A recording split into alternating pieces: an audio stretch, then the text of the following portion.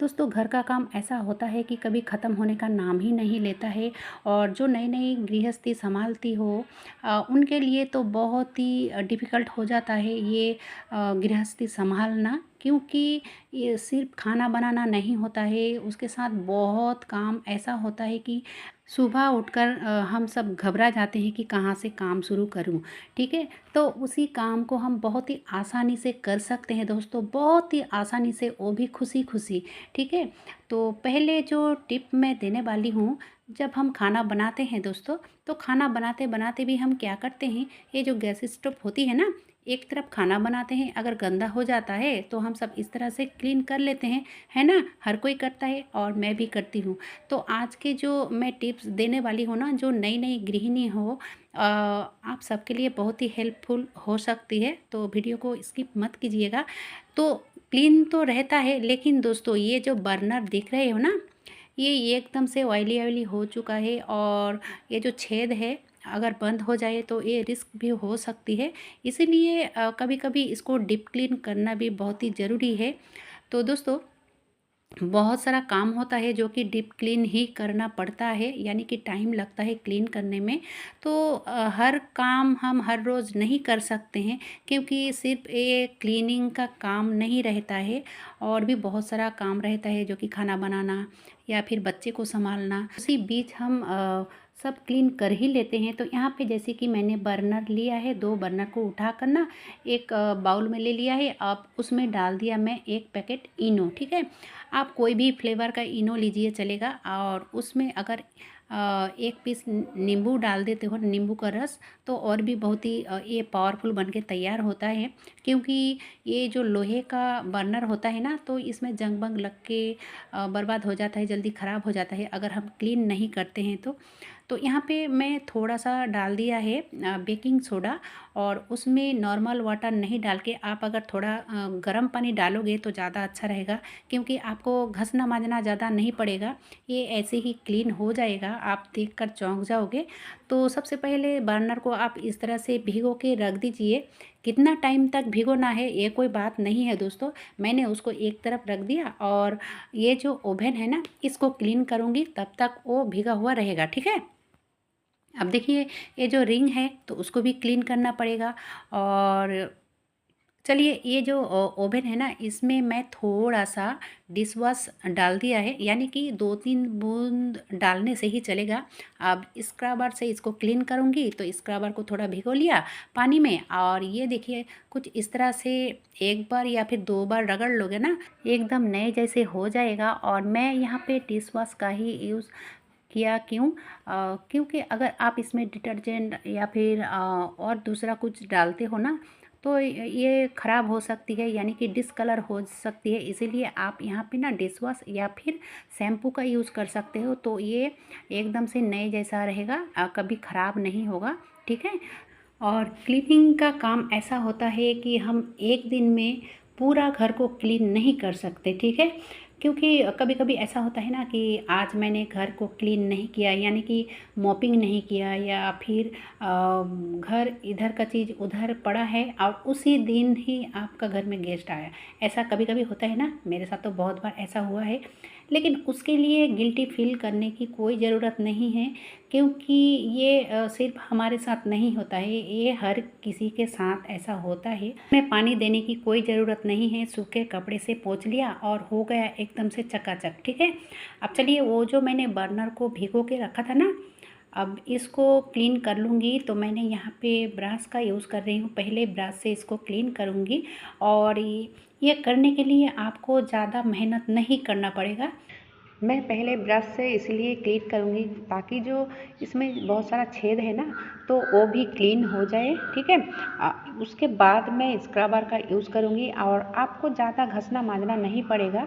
आप देख सकते हो पानी एकदम से काले पड़ चुके हैं, क्योंकि इसमें बहुत जंग लग चुका था। दोस्तों यहाँ पे ना हर रोज़ इसको क्लीन करना पॉसिबल नहीं है। अगर आप महीने में 1 बार कर लेते हो ना, तो आपका बर्नर कभी जंग नहीं लगेगा, काले नहीं पड़ेगा, अच्छा रहेगा। और क्योंकि इसको क्लीन करना पड़ता है, अगर आपका जो छेद है बंद हो जाता है तो उसमें बहुत बड़ा रिस्क हो सकती है। तो ज़रूर आप महीने में एक बार इस तरह से डीप क्लीन कीजिए। और ये जो रिंग है ना, रिंग को भी उसी पानी से ही, उसी स्क्रबर से ही क्लीन कर लूँगी, ताकि आपको ज़्यादा घसना मांजना ना पड़े। ठीक है, इस तरह से मैंने कर लिया है। अब देखिए ये जो पानी है ना, इसको अभी मैं नहीं फेंकूँगी, ये और भी बहुत सारा कामों में इस्तेमाल करूँगी। आप वीडियो को स्किप बिल्कुल भी ना कीजिए। तो सबसे पहले मैं ये जो रिंग और बर्नर है, इसको ज़्यादा टाइम भिगो के नहीं रखूँगी, इसीलिए पहले इसको धो लूँगी। धो लेने के बाद जो मैं पानी रखा है और भी इनो के पानी, तो उसका और कहाँ-कहाँ यूज़ करूँगी तब दिखाऊँगी। ठीक है, तो इस तरह से धो लेने के बाद इसका करना क्या है कि इसको थोड़ा सा पानी झरने के लिए छोड़ देना है। ठीक है, पानी झरने के लिए मैंने जो टैप है उसमें इस तरह से टंगा के रख दिया, और वो जो पानी है अब उसका मैं यहाँ पे यूज़ करूँगी। इस तरह की जो बर्तन हांडी पकड़ने के लिए होती है ना, तो लोहे की ये सब किचन की चीज़ को आप उसी पानी से क्लीन कर सकते हो। अगर आप एकदम से चकाचक करना चाहते हो, तो आप अगर सीरीज कागज़ ले लेते हो ना, जो लोहे घसने के लिए या फिर डोर या फिर विंडो घसने के लिए होती है ना, उसी सीरीज से अगर आप घस लेते हो तो आपको ज़्यादा मेहनत करना नहीं पड़ेगा। और ये जो लोहे की चीज़ है ना, मैं बहुत दिनों से क्लीन नहीं किया था, इसीलिए जंग बंग लग गया था। और ये देखिए सीरीज कागज़ से घसने के बाद ये एकदम से चकाचक हो चुका है, क्योंकि ये ना स्क्रबर या फिर जो तार की स्क्रबर होती है उसमें क्लीन नहीं होता है। तो इस तरह से मैं उसी पानी से दोनों को क्लीन कर लिया है। ठीक है, कर लेने के बाद इसको ऐसा छोड़ना नहीं है, इसको ज़रूर सूखा करना है। अगर ड्राई नहीं करोगे तो फिर से ये जंग लग जाता है और हमें हर रोज़ ये काम करना पड़ता है, यानी कि पोंछना पड़ता है। यार ये देखिए दोस्तों, पानी कितना गंदा हुआ है। अब चलिए इसको मैं सेट कर लेती हूँ। तो सेट कर लेने से पहले मैंने जो पानी झरने के लिए रखा था ना, ऐसा ही सेट नहीं करना चाहिए, इसको फिर से पोंछना चाहिए। ठीक है, आप सूखे कपड़े से पोंछ लोगे, उसके बाद ही इसको सेट करोगे। अगर धूप है आपके घर में तो आप धूप में भी रख सकते हो 10 से 15 मिनट के लिए। ठीक है, ये देखिए दोस्तों, एकदम से ओवन चकाचक हो गया है। तो आप ज़रूर महीने में एक बार कीजिए। और ये जो स्विच है ना, यहाँ पे कभी कभी क्या होता है, बहुत टाइट हो जाता है और हमें बहुत दिक्कत होती है। तो कोई बात नहीं, इसके लिए कहीं ले जाने की ज़रूरत नहीं है। आप मस्टर्ड ऑयल का यूज़ कीजिए, बर्ड्स में थोड़ा सरसों का तेल लगाइए, और यहाँ पे जो रॉड है ना, आप रॉड में लगाओगे तो एकदम से ये फ्री हो जाएगा। ठीक है, जो सख्त थी एकदम से ढील हो जाएगा और आपको कोई दिक्कत नहीं होगा। अब चलिए बढ़ते हैं अगली टिप्स की तरफ।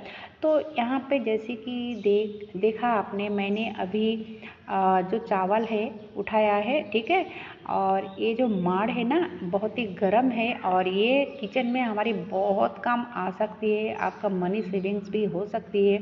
क्योंकि ये जो किचन का काम मैंने किया है, ये कपड़े से पोछा पाछी किया है ना, तो आप अगर सिर्फ एक तरफ करोगे तो नहीं चलेगा, दूसरी तरफ भी करोगे, यानी कि इस तरह की जो कपड़े होते हैं किचन की, तो इसको भी क्लीन करना बहुत ही ज़रूरी है। नहीं तो बाकी यानी कि दूसरी जो चीज़ आप क्लीन किया है वो भी गंदा हो जाता है। इसलिए आप इस माड़ में भिगो के रखोगे ना थोड़ा सा डिटर्जेंट देकर, तो एकदम से क्लीन हो जाता है, यानी कि बहुत क्लीन होता है। अगर आप माड़ में नहीं देते हो तो आपको गर्म पानी करना पड़ेगा और आपका गैस की बर्बादी होगी। और ये देखिए दोस्तों, कुछ बर्तन के स्टैंड के नीचे मैंने एक रस्सी टंगा के रखा था और उसी में मैंने टंगा दिया है। ठीक है, अब चलिए बढ़ते हैं अगली टिप्स की तरफ। तो यहाँ पे मैंने लिया है 1 गिलास करीब पानी और उसमें भर के दे दूँगी 1 चम्मच चाय पत्ती। ठीक है, ये चाय पत्ती हमारे काम को इतना आसान कर देगा और इतना हमारी मनी सेविंग्स होगी कि आप सोच भी नहीं सकते हो। जिस काम के लिए आपको डर लगता था या फिर आप सोचते रहते हो कि इसको क्या करें कैसे करें, वो काम ये चाय पत्ती कर देगा। तो यहाँ पे मैं चाय पत्ती डालकर करीब 1 से 1.5 मिनट इसको बॉईल किया है। ज़्यादा करने की ज़रूरत नहीं है। तो आप सुबह की जो चाय पत्ती होती है ना, तो उसका भी रीयूज़ कर सकते हो। तो कोई ज़रूरत नहीं है, थोड़ा सा तो चाय पत्ती डाल के आप बॉईल कीजिए। करने के बाद इसको ठंडा कर लेने के बाद इसको छान लीजिए, ठीक है। अब देखिए ये जो लिक्विड बन के तैयार हुआ है, यानी कि बिना शुगर की चाय ये भी कह सकते हो, ठीक है। तो इस चाय की पानी को मैं एक स्प्रे बोतल में डाल दिया। अगर आपके पास स्प्रे बोतल नहीं है तो कोई बात नहीं है, जो कॉलिन की बोतल होती है ना, तो उसमें भी डाल सकते हो या फिर आप बोतल में भी वाटर बोतल में भी डाल सकते हो और एक छेद कर लोगे तो स्प्रे बन के तैयार हो जाता है। और देखिए काठ की जो फर्नीचर होती है जैसे कि बेड, तो यहाँ पे हम क्या करते हैं कि सर के पास इस तरह की फ्लावर रखते हैं या फिर जो नाइट लैंप है वो सब रखते हैं, तो इसको हटाने के बाद ही क्लीन करना पड़ता है, इसलिए हम जल्दी क्लीन करने के लिए नहीं आते हैं। लेकिन दोस्तों, अगर आप पॉजिटिव सोचोगे ना, तो देखोगे काम करने में इतना अच्छा आएगा, इतना मज़ा आएगा कि आपको ये काम तुरंत ही कर लोगे, ठीक है। अगर आप एनर्जी लॉस करके काम करते हो तो आपका काम भी अच्छा नहीं होता है और आपको भी अच्छा नहीं लगेगा। तो इसलिए दोस्तों, आप एनर्जी के साथ काम करने की कोशिश कीजिए और ये गिल्टी फील मत कीजिए कि दूसरे के घर कितना क्लीन है, मेरे घर क्यों नहीं है। आप जैसे हो, आप जैसे कर सकते हो, आप वैसे कीजिए, क्योंकि हर किसी के घर में एकदम से फ्री नहीं होता है। बच्चे होते हैं किसी के घर में, तो बच्चे अगर होंगे तो घर इधर उधर, इधर की चीज़ तो उधर होना ही है, ठीक है। तो ये कोई बात नहीं है। हमारे घर भी हर वक्त क्लीन नहीं रहता है, कभी कभी इधर का चीज़ उधर हो भी जाता है और उसी वक्त ही अगर गेस्ट आ जाए ना, तो गिल्टी फील करने की कोई ज़रूरत नहीं है। तो जो मैंने पानी बनाया ना चाय पत्ती की, तो इस तरह की आप काठ की जो फर्नीचर होती है क्लीन करोगे तो देखोगे ये बर्निश है ना, आपका एकदम नए जैसे हो जाएगा, चकाचक हो जाएगा।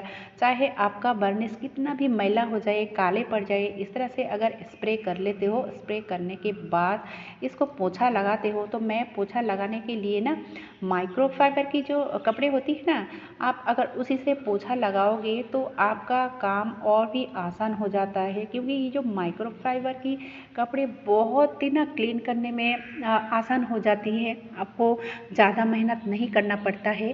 तो ये कपड़े एक साथ 3 आता है, ऑनलाइन से मैंने मंगवाया था और ये बहुत ही अच्छा है, किचन के लिए हो या फिर कोई भी पोछा के लिए हो। तो इस तरह की जो वॉल अलमीरा होती है ना, तो काठ की, तो वो भी आप क्लीन कर सकते हो, ठीक है। ये बहुत ही अच्छा तरीका है। अगर आप स्प्रे करना नहीं चाहते हो तो कपड़े को भिगो कर आप इस तरह से पोंछ सकते हो, ठीक है। वीडियो अगर अच्छा लगा है तो एक लाइक ज़रूर कीजिएगा और चैनल पे अगर नए हो तो सब्सक्राइब भी ज़रूर कीजिए, ठीक है। और अगर ज़रूरतमंद लगे तो ज़्यादा से ज़्यादा शेयर कीजिए। आज के लिए बस इतना ही। इतने समय तक मेरी वीडियो देखने के लिए धन्यवाद।